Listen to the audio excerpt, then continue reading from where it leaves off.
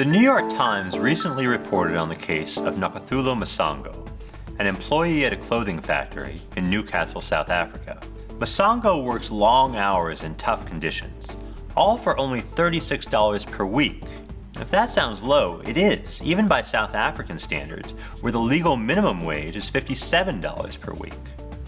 Many people would describe Masango's factory as a sweatshop, and many would say that the owners of the sweatshop are treating Masango and their other employees unfairly. Now in this video, I don't want to try to fully settle the question of whether sweatshops treat their workers unfairly or not. Let's grant for the sake of argument that they do. The point I want to make here is that even if sweatshop workers are treated unfairly, there are 3 points to be made in defense of sweatshops. First, it's important to remember that the exchange between the worker and her employer is mutually beneficial, even when it's unfair. Sweatshops make their employees better off, even if they don't make them as much better off as critics think they should. Consider sweatshop wages. As you might recall, Masango earned $36 a week at her sweatshop job.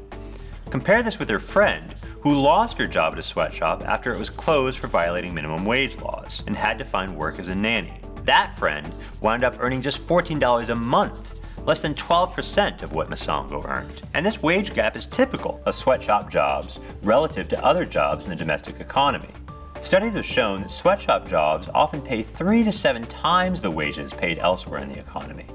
So even if we think the conditions of sweatshop labor are unfair, relative to their other alternatives, sweatshop labor is a very attractive option for workers in the developing world. And this is why those workers are often so eager to accept so-called sweatshop jobs.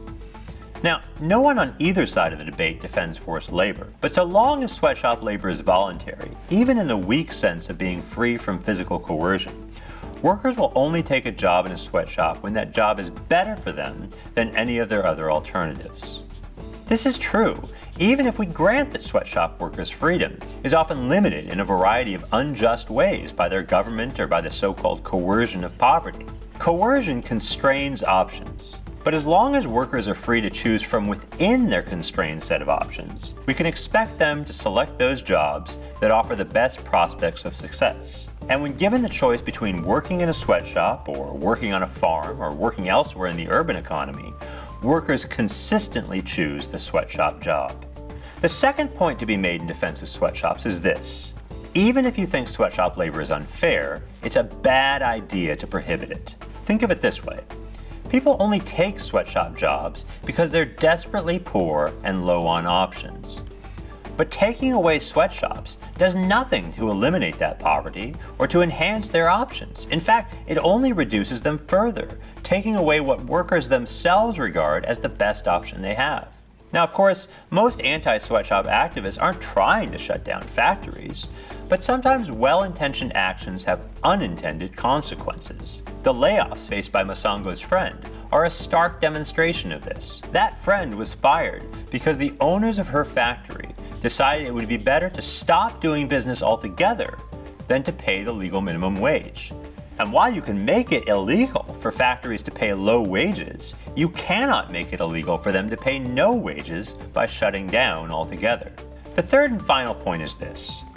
It's better to do something to help the problem of global poverty than it is to do nothing. And sweatshops are doing something to help.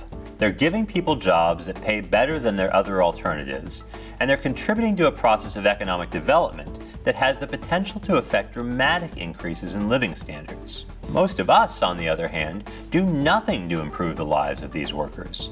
And that includes American companies that don't outsource their production at all, but instead give their jobs to US workers who, by global standards, are already some of the world's wealthiest people. So, take the perspective of one of the world's poor for a moment and ask yourself, which looks better to you?